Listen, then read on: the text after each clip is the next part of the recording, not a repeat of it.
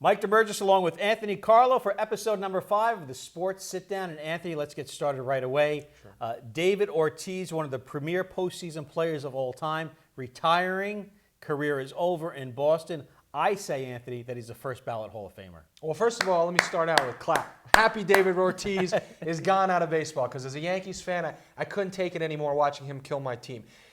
David Ortiz is certainly up for the talk of being the all-time best DH. His only competition would be Edgar Martinez, and with the numbers he had, which you'll get into against the Yankees in the postseason, it's not tough to say that Ortiz may have that title of best DH of all time.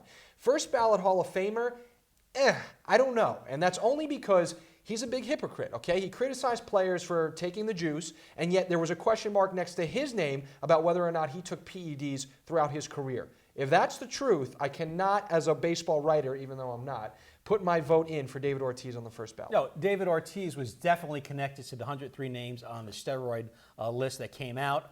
The writers did not hold him accountable, but the numbers do not lie. His World Series average is 289, 17 home runs, 61 RBIs, and 85 postseason games. His World Series, 455, 3 home runs, 14 RBIs, and 14 World Series games. This guy was a monster in the postseason, and a team that he really killed, like you talked about, was the New York Yankees. Yeah, you don't get better than him in the postseason, and it's a special skill to be a player who rises to the occasion. I mean, I've never played professionally before, but I know the pressure they're under. I mean, if you just watch these games, the way crowds are on these players, and the fact that he was able to come through that many times in the postseason, you have to tip your cap to him. I'm happy he's leaving only because I'm a Yankees fan, but he deserves all the respect in the world. And even if I don't believe he should get in on the first ballot, I do believe at one point he will be a Hall of Famer. Well, the fact is, and let's be honest, Mike Piazza did not get in on the first ballot, and he wasn't even connected to steroids in any way, and David Ortiz was. So there is a possibility that he might not get in the first ballot. But I just think, all things aside, this guy's a first ballot Hall of Famer. I mean, his numbers certainly suggest it.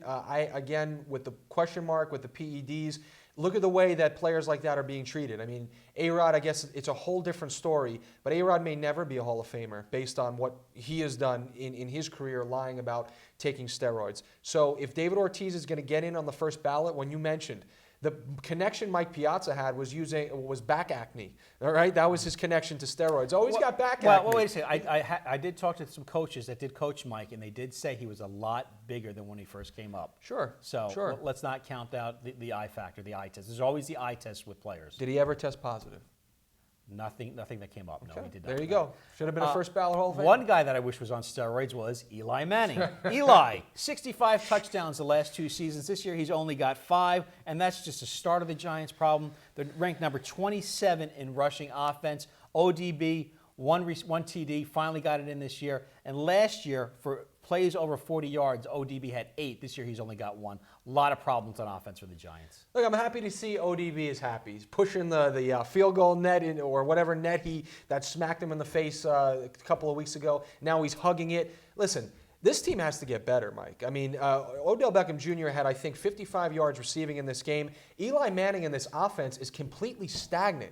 218 total yards for a Giants offense that I talked to some people, they say is one of the top offenses in the league. Can you please explain to me? I don't see it. I don't know where you see it. I don't know how you can say this is one of the top offenses in the league. The players. I mean, the receiving core. Eli Victor Manning Cruz, is Sterling missing Shepard. wide receiver after wide receiver. Right. He is so off his game. And that's where the problem is. Eli Manning. He can't hit receivers. Well, the problem is also on defense as well. Let's face it, they put all that money in the defense, and they're not getting the bang for their buck. They've got 4 sacks on the year.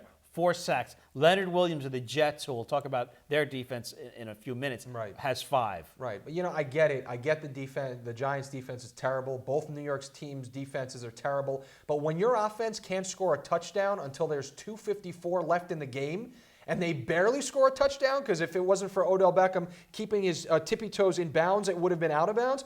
It's despicable. I'm sorry. The Giants' offense is despicable. It's their strong point. I know they dumped a crap load of money into building up this defense throughout the offseason, but Eli Manning and the Giants and that receiving core, they need to make their money offensively, and they're just terrible. Speaking of a crap load of money, how about the money that the Jets gave Ryan Fitzpatrick, who, by the way, has 5 touchdown passes and 10 interceptions on the season? What a complete waste he's been.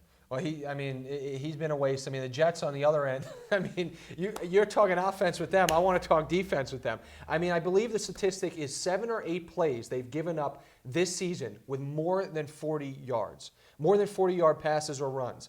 I mean, that's ridiculous. I mean, not only does the secondary continue to break down and give up 72-yard passes, leave receivers completely wide open, but I don't even want to talk about their offense when the defense is never going to win them a game. I mean, the way it's going. And Todd Bowles continues to collapse. I know I defended him in previous weeks, but now I'm seeing a little too many mental mistakes, okay? How do you punt Anthony, they're like a third-grade group out there playing, really is. you know, with 10th grade math right now. Nobody knows what's going on. The good thing, their rush defense is ranked 2nd in the league. Yeah.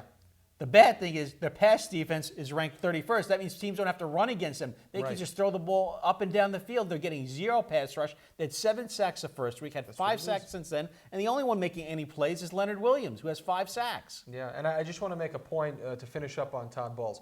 I want to ask you, okay? I feel like you have a coaching brain that you can put on here for a second. Okay. You're nearing the end of this game, right? You're down 2 scores, okay? You got a 4th and 2.